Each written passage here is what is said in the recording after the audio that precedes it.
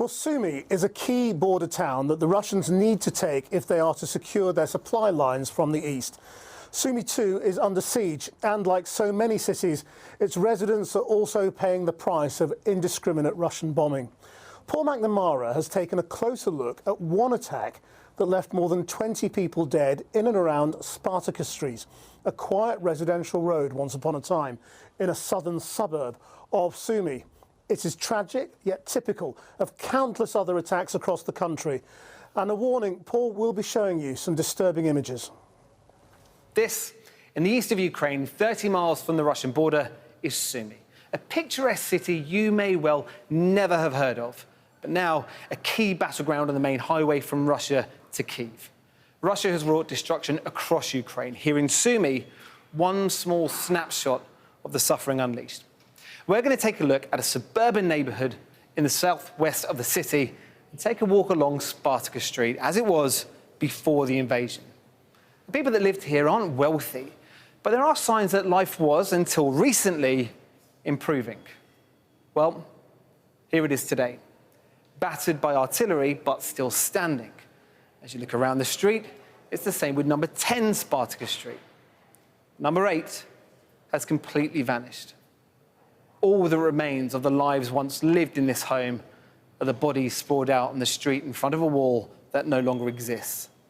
A walk along Spartaka Street now is a walk among the tombstones.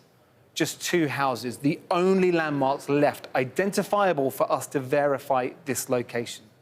All else, rubble. The bombing was as sudden as it was devastating, according to Anastasia, who lives nearby. We had no alarm. I just heard something is flying. I was on the floor and said, "My mom, you have to be on the floor," because there was no alarm. And then we just heard this bombing. It was 500 kilo bomb. So it was really horrible night.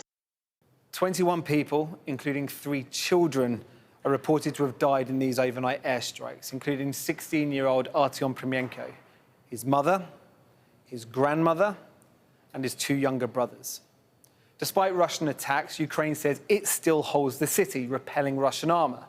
Thousands of civilians have escaped through safe corridors, but what has happened here in Sumy amounts to war crimes, says the local governor. Sumy and the Sumy region were the first to be hit by the Russian army, and now we understand very well that they are not an army, they are terrorists, fascists. They are people who murder peaceful civilians by bombarding the residential districts and ordinary homes.